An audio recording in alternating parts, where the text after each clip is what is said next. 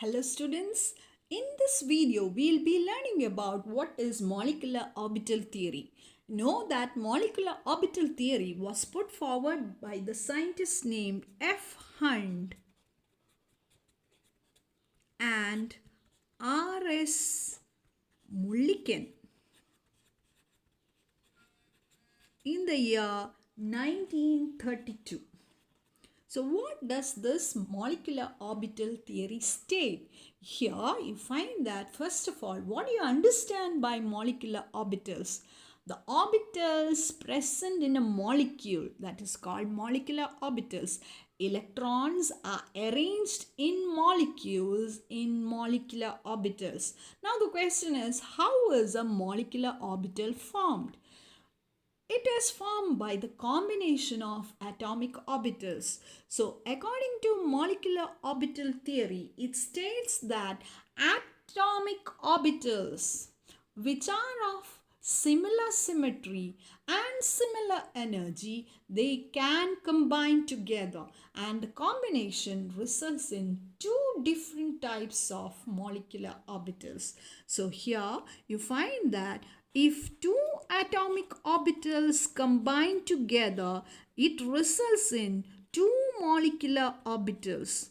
Another interesting fact about molecular orbitals is that each of the molecular orbital also has a capacity of 2 electrons. That is, its maximum occupancy is 2 electrons. Suppose I take two atomic orbitals. Two atomic orbitals are associated with wave functions. So first atomic orbital is having a wave function of psi a, and that of the second one, if we mark it as psi b, you find that it results in a combination in two manner.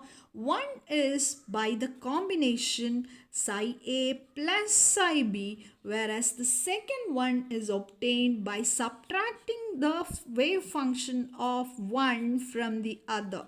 So the one which is formed by the addition of the wave functions, that is known as the bonding molecular orbital, which is relatively stable because the energy is considerably less than the combining atomic orbitals. Whereas the second type we get is obtained by getting the value of the wave function subtracted from one another, and what we get is known as the anti-bonding molecular orbitals.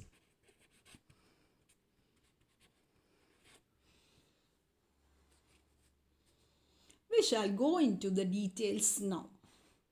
For example, if I take the molecular orbital 1s, s orbital is spherically symmetrical.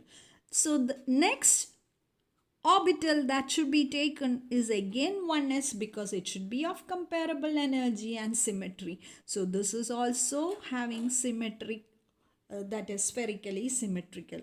So when they combine in two manner. So it results in two different types of molecular orbitals. One is known as the bonding molecular orbital, and the other one is known as anti-bonding molecular orbital. Now, how shall we explain the combination? So when the overlap occurs along the molecular axis, that is the z-axis, you find that maximum overlap will result in the bonding type. And here you find that when it is 1s combining with 1s, it results in a sigma type of molecular orbital, that is the bonding type. Since it is formed by the combination of 1s orbitals, it is represented as sigma 1s, and here you find that the shape of the orbital will be somewhat like this. Now When it is combining in another manner, so the combination occurs where the nuclei are coming closer to each other and electrons are moving away from it, and that is got by subtracting the wave function of the second one from that of the first one. And so you get a high energy molecular orbital which is known as antibonding molecular orbital, that is represented as sigma star 1s. So, sigma 1s is obtained by adding the wave function of the first one with that of the second one, whereas here you find that the antibonding orbital sigma star 1s is obtained by subtracting the value of B from that of A. In other words, you can say that it is the combination of psi A with that of negative psi B, that is the additive inverse of the wave function B.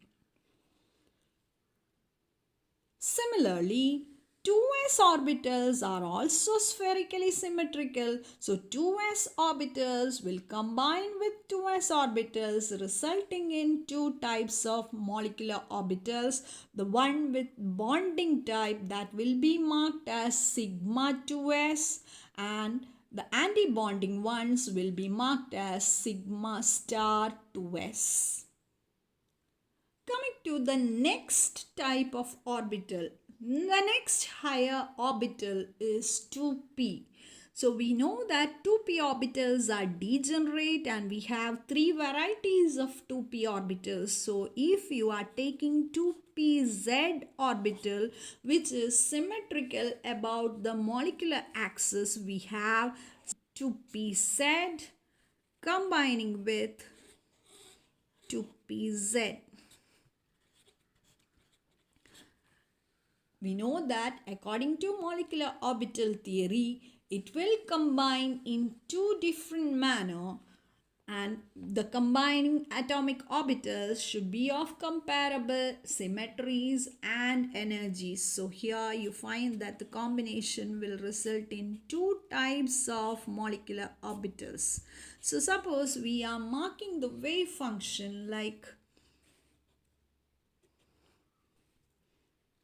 as shown in the figure, you find that the bonding ones will have a positive overlap, that is this lobe is overlapping with the positive lobe of the 2pz, and here we get the bonding type which is having a symmetry along the molecular axis. This is having a sign positive and this is negative. Remember, these are not charges, and this represents the bonding molecular orbital. Since it is along the molecular axis, what we get is sigma 2pz. Similarly, if it is combining in another manner, that is, if the combination occurs by psi A minus psi B, that is psi A plus negative of psi B. Negative of psi B is got by reversing or flipping the 2pz of the second one. And then we get the next type, which is having a orientation like this, where the lobes are away from each other, and we get the next type, which is the antibonding type sigma star 2pz, which is orienting in a different manner. You get this is again positive negative, whereas this one will become negative positive. It is opposite of the original one. So then we get sigma star 2pz. The next type of p orbital that is present, that is 2px and 2py. You know that 2px, 2py and 2pz are orienting perpendicular to one another. So if 2px is the next orbital taken, so suppose we represent 2px to be like orienting perpendicular to the molecular axis, the next one also should be parallel to the first one, only then the sideways overlap will result, and that will result in the next type of bonding molecular orbital and antibonding molecular orbital.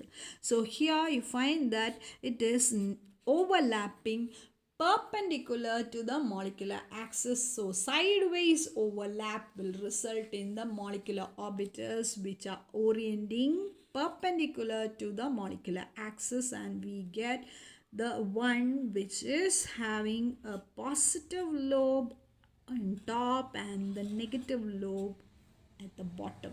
So this is positive negative, this is positive negative. Now the second type, this is the bonding molecular orbital. So this will be of the type pi to px. This is bonding variety. Now to get the antibonding variety, it should be mentioned that it is psi A minus psi B. Minus psi B means you have flipped the orbital. And then we get the structure which will be similar to the structure like this. We have positive, negative. The next lobe will be ulta of the first one, that will be negative, positive. So this one is having relatively higher energy, and that will be called as pi star to px. Similar to pi star to px and pi to px, we have the combination with 2py combining with 2py. Remember that the orientation of the different combining orbitals should be in the same manner. Only then the combination will occur. If it is perpendicular to one another, never it will result in a positive overlap. It will result in a zero overlap. So these are the different molecular orbitals that we have prepared from the combining atomic orbitals. Homonuclear diatomic molecules. We are discussing of diatomic molecules that are formed from single type of element. We have seen 1s orbitals combined with 1s orbitals forming sigma 1s and sigma star 1s. This is bonding. The other one is known as antibonding. Similarly, 2s orbitals combined with 2s orbital resulting in the two types sigma 2s and sigma star 2s. Coming to 2p, you find that there are two different types of orbit. If you are having 2pz combining with 2pz, we got the type which is known as sigma 2pz, and we get sigma star 2pz. Now what is left over is the different orbitals which are perpendicular to the molecular axis. If you have 2px combining with 2px, we'll get pi to px and pi star to px. Similarly, 2py orbitals combined with 2py orbitals resulting in pi to py and pi star to py. Now the question is, what will be the energy distribution of these molecular orbitals? The different molecular orbitals are arranged in the increasing order of energies as follows. Sigma 1s less than sigma star 1s less than sigma 2s less than sigma star 2s, and for normal molecules with element with Z value up to 7, you find that the order will be pi to px, which is equal to pi to py, followed by sigma to pz, followed by pi star to px, equal to pi star to py, which is less than sigma star to pz. For molecules which are having atomic numbers greater than 7, the only change happening here is in the energy distribution of the pi to px, pi to py and sigma to pz. Here you find that it has to interchange. So then you find that sigma to pz will be filled first compared to pi to px and pi to py. The rest of the different molecular orbitals are having the same increasing order of energy. So for elements from oxygen onwards, you find energy distribution of the different orbitals will be sigma 1s less than sigma star 1s less than sigma 2s less than sigma star 2s. Then we have sigma to pz followed by pi to px equal to pi to py followed by pi star to px equal to pi star to py less than sigma star to pz.